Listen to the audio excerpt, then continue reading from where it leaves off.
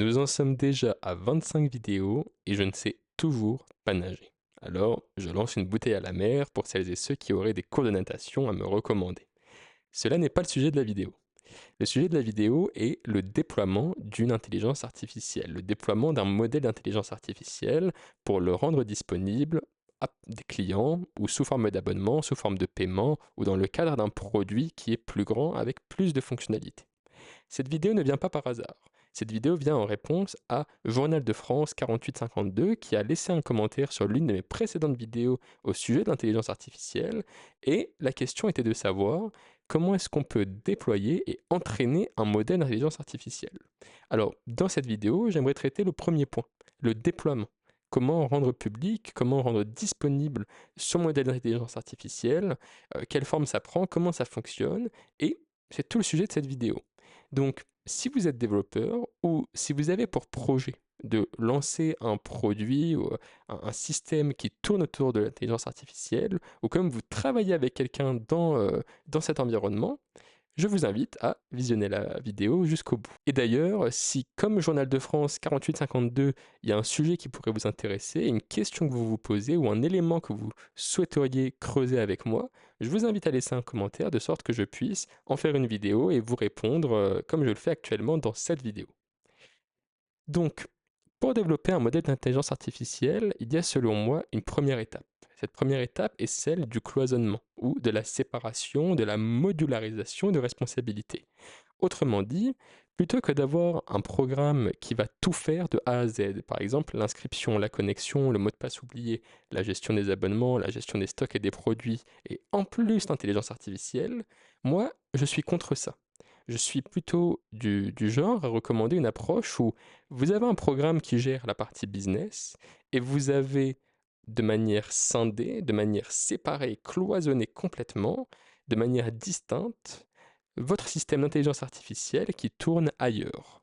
Donc par exemple, si vous avez un programme pour la gestion des stocks et que vous souhaitez incorporer dedans des fonctionnalités d'intelligence artificielle, moi j'aurais tendance à ne pas mélanger les codes sources. Le code source qui s'occupe des stocks, de l'interface graphique et des autres fonctionnalités, vous le cloisonnez et vous mettez dans un autre code source, dans un autre projet, si vous avez un éditeur de code, vous mettez la partie responsable de l'intelligence artificielle. Qu'il s'agisse d'appel à une API, par exemple OpenAI, Perplexity ou Claude, ou qu'il s'agisse d'un modèle que vous allez auto-héberger. Par exemple, si vous utilisez de la transcription, vous allez utiliser des modèles Whisper ou des modèles Tortoise, TTS, etc. Eh bien, séparez ces deux programmes, faites-en deux unités. Pourquoi? Car l'intelligence artificielle a, selon moi, des contraintes qui requièrent une gestion particulière, une gestion spécifique. En séparant le code source de votre intelligence artificielle ou du code qui fait appel à votre modèle, vous allez pouvoir le maintenir différemment. Vous allez pouvoir en faire un fragment, une partie de votre code qui est autonome et qui est distincte de votre processus business. Ça, c'est la première chose. La deuxième chose, c'est que quand vous allez devoir faire vos tests, vous allez pouvoir cloisonner vos tests entre les tests sur la partie stock, sur la partie business et sur la partie intelligence artificielle. Donc ça va vous permettre d'itérer, d'avancer sur votre travail de développement de manière coordonnée et surtout scindée entre les deux projets. Alors que si tout était mélangé, vous auriez eu à travailler sur les deux choses à la fois. Vous assurez qu'en travaillant sur la partie business, vous n'avez pas cassé une partie intelligence artificielle et inversement. Et également, quand vous allez lancer vos tests, vous allez vous apercevoir que relancer toute la stack avec l'intelligence artificielle, les stocks, tout à la fois, c'est peut-être un peu plus long, un peu plus périlleux et ça prend plus de ressources que de travailler uniquement sur une partie ou l'autre à la fois. Donc ça, c'est vraiment ma première recommandation, séparer les responsabilités. Ayez d'une part la partie business, d'autre part la partie intelligence artificielle. Une fois qu'on a compris qu'on souhaitait avoir deux programmes différents, deux bases de code différentes, en termes de praticité, quelle forme est-ce que ça prend? Eh bien, par exemple, si vous avez un site internet qui est codé en HTML, CSS, JavaScript, ou si vous avez une application en Python, en Go ou autre, eh bien, vous auriez à côté un autre projet qui pourrait être dans le même langage ou dans un autre langage qui fait appel à votre modèle d'intelligence artificielle. Que celui-ci soit distant, OpenAI, Perplexity, ou qu'il soit auto-hébergé et mis en ligne via un serveur OpenAI compatible au sein de votre propre machine. La deuxième raison pour laquelle je vous recommande de séparer les responsabilités, donc entre la partie business et la partie IA, c'est que ça va vous permettre de faire vos optimisations, de faire vos essais sur la partie intelligence artificielle de manière scindée, de manière vraiment très focus. Alors que si vous aviez un programme qui est lent sur la partie business, vous pourriez vous demander mais d'où ça vient? Est-ce que ça vient de l'IA? Est-ce que ça vient de la partie business? Quel est le composant qui pose problème? Tandis que si c'est scindé, au moins l'identification de la source de lenteur ou de la source problématique, quelque raison qu'elle soit, devient évidente et rapide à traiter. Ça, c'est la deuxième raison. La troisième et dernière raison, c'est le principe de modularité. En séparant le code responsable, par exemple, de l'interface graphique, du business et de l'intelligence artificielle, vous allez pouvoir à tout moment changer l'un ou l'autre. Autrement dit, votre intelligence artificielle ne dépendra plus nécessairement d'une interface graphique spécifique ou de contraintes business spécifiques, et inversement, votre partie business, votre gestion des stocks, des produits et de votre catalogue ne dépendra pas d'un modèle d'IA particulier ou d'appels à une IA qui sont faits de manière particulière. Autrement dit, en ayant ces composants séparés l'un de l'autre, vous allez pouvoir les rendre interchangeables. Si demain vous souhaitez remplacer votre modèle IA, ça deviendra très facile parce qu'il y aura un seul endroit dans lequel travailler. Cet endroit sera le programme responsable de traiter vos appels et votre gestion IA. Donc, vous n'aurez pas à changer toute votre code base ou à faire des modifications structurelles énormes, vous n'aurez à travailler que sur la partie IA. Donc, encore une fois, et désolé d'insister dessus, mais cette séparation est importante. Séparez le cœur de votre programme de votre logique intelligence artificielle. Autrement dit, vous pouvez faire de votre logique intelligence artificielle un appel API, ou alors un composant interne que vous appelez par WebSocket, par RPC. Enfin, vous avez 1000 manières de faire de la communication interprocessus de nos jours. J'imagine que la plus simple est sans doute d'exposer un socket Linux et de faire appel à ce socket via votre programme business en premier lieu. Mais on garde donc cette première idée, on sépare les responsabilités. La deuxième partie va concerner la mise à disposition donc de votre système d'intelligence artificielle. Une fois que vous avez séparé les responsabilités, que vous avez deux programmes différents, l'un qui gère les stocks, qui gère les features disponibles côté client, et l'autre qui gère l'intelligence artificielle. Comment est-ce qu'on fait pour faire des appels entre les deux et pour pas se mordre la queue, pour éviter les erreurs? Alors, pour cela, pas mal de recommandations. La première, c'est que je vous invite à utiliser un système de queues et de jobs. Autrement dit, il ne faut pas que quand votre programme A fait appel à votre programme B, donc quand votre outil de business fait appel à votre outil d'intelligence artificielle, il ne faut pas qu'il s'agisse d'une tâche synchrone. Il ne faut pas qu'il s'agisse d'une tâche qui va être bloquante. Parce que l'intelligence artificielle fait partie de ces programmes qui consomment beaucoup de ressources et beaucoup de temps. Donc, si vous avez 10 utilisateurs qui vont monopoliser votre intelligence artificielle pendant 30 secondes, ça veut dire que potentiellement, vos threads HTTP, vos requêtes, votre programme va être bloqué pendant 30 secondes ou X fois 30 secondes selon le nombre de clients qui requêtent en simultané. Donc, selon moi, la première grosse erreur à éviter, c'est de faire appel en direct comme ça, avec juste un appel API par exemple, à votre IA. La solution est de simplement faire du dispatching. C'est-à-dire que vous allez avoir par exemple un client qui veut faire de la génération d'images, ne lui générez pas son image immédiatement.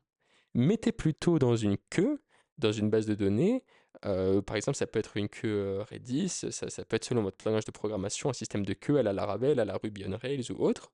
Vous allez simplement créer une tâche et dire, dans les X prochaines secondes, il faut qu'il y ait une génération d'images qui se fasse, mais pas tout de suite. Parce qu'autrement, si vous avez 100 personnes qui font ça, vous allez avoir 100 processus bloquants sur votre IA. Donc vous créez une queue dans laquelle vous mettez des tâches l'une après l'autre. Ensuite, vous allez avoir donc un processus en arrière-plan, ce qu'on appelle généralement un démon, D-A-E-M-O-N. Ce démon va prendre ces tâches une par une et les traiter. Mais les traiter dans un ordre séquentiel, et éventuellement, vous pouvez avoir plusieurs démons qui vont tourner en parallèle et qui vont traiter ces tâches d'intelligence artificielle en parallèle. Donc vraiment, première étape, on se sert d'un système de queue, de jobs, de dispatching. Plutôt que d'avoir une opération synchrone une par une, on va avoir une queue qui va traiter les tâches à mesure qu'elles arrivent, et cela dans un ordre défini. Ça peut être toutes les minutes, toutes les 5 minutes. Et donc, on pourrait naturellement se poser la question, une fois que les tâches arrivent dans ma queue et qu'elles sont en cours de traitement, mais comment je sais que c'est terminé? Comment je fais pour indiquer à mon utilisateur que son image est générée? Alors là, très simplement, vous allez utiliser un système de polling, P-O-2-L-I-N-G. Un polling, c'est quoi? C'est quand on vient de demander, toutes les 2 secondes, toutes les 3, 4, 5 secondes, on vient de demander est-ce que la tâche est terminée? Est-ce que l'image est prête? Donc si je faisais un exemple de génération d'image, je pense que c'est vraiment très simple. Vous avez un utilisateur qui va cliquer sur votre interface web. Il veut générer une image d'un panda qui roule sur une bicyclette. Très bien, il clique sur le bouton envoyer, qu'est-ce que ça fait? Ça envoie une requête à votre API REST. Votre API REST va, à partir de l'input de l'utilisateur, insérer une tâche dans une queue.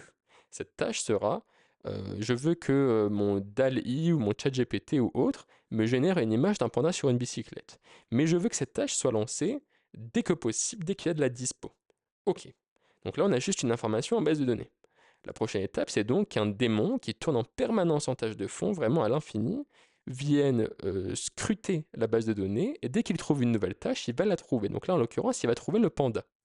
Mais pendant que cette tâche de panda qui prend 30-50 secondes va s'exécuter, il faut que votre programme principal, votre interface web ou votre API REST vienne requêter toutes les 2, 3, 5 secondes et demander est-ce que l'image est prête? Est-ce que l'image est prête? Pour savoir si c'est prêt, il suffit simplement peut-être de voir est-ce qu'il y a un nouveau fichier sur le disque qui correspond à l'identifiant de la demande de l'utilisateur. Tout simplement.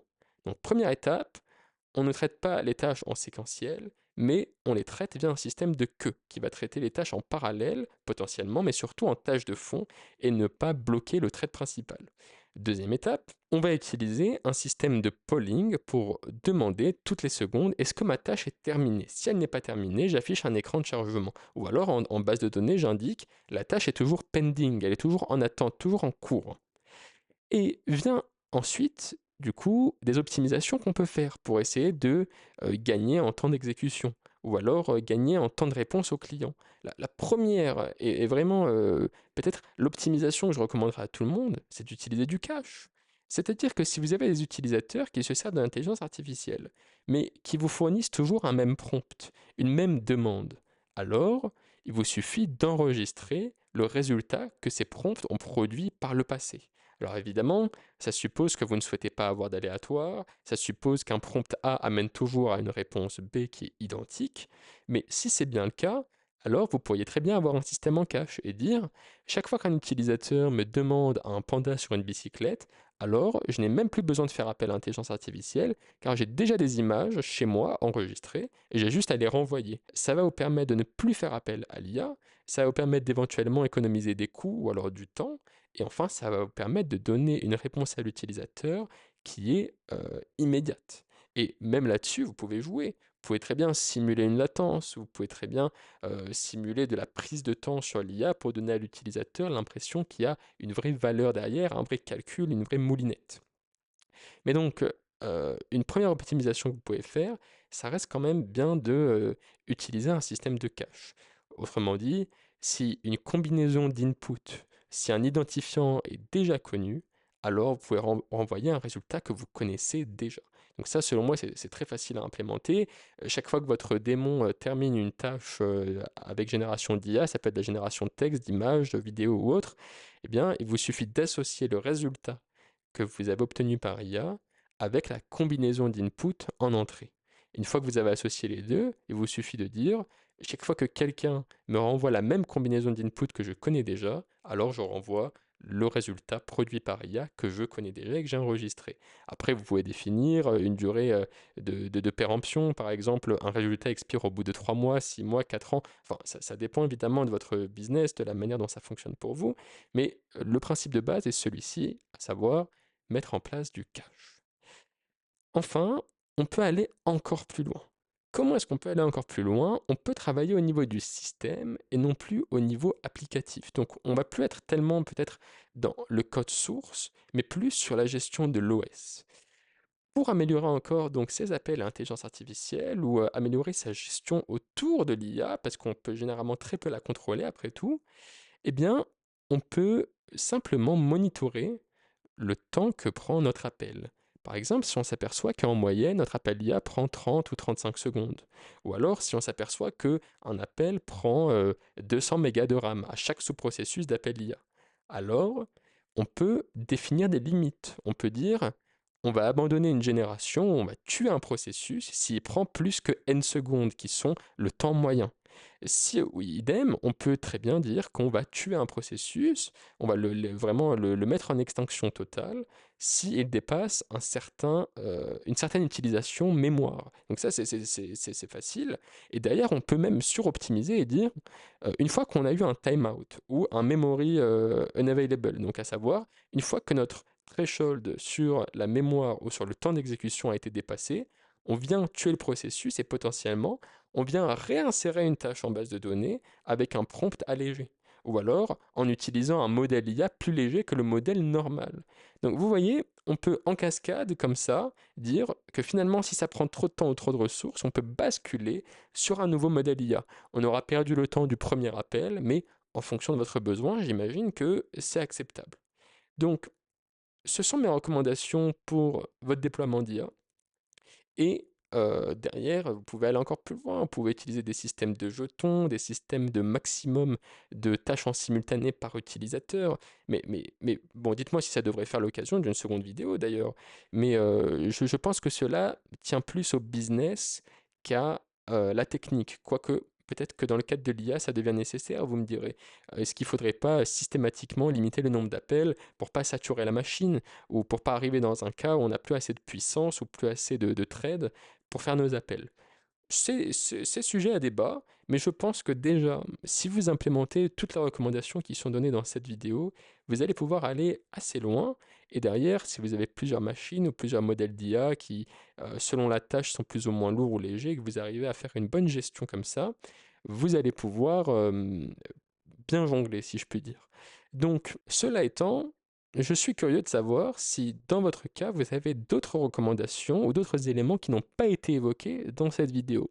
Donc, je vous laisse me dire en vidéo si vous avez utilisé des modèles IA, comment vous avez fait, comment vous les avez déployés, et notamment si certaines astuces qui sont données ici ont été utilisées de votre côté, ou plutôt si vous avez trouvé des manières encore plus optimales, encore plus intelligentes de travailler. Je suis très curieux à ce sujet, donc je vous laisse me dire en commentaire, et puis la parole est à vous.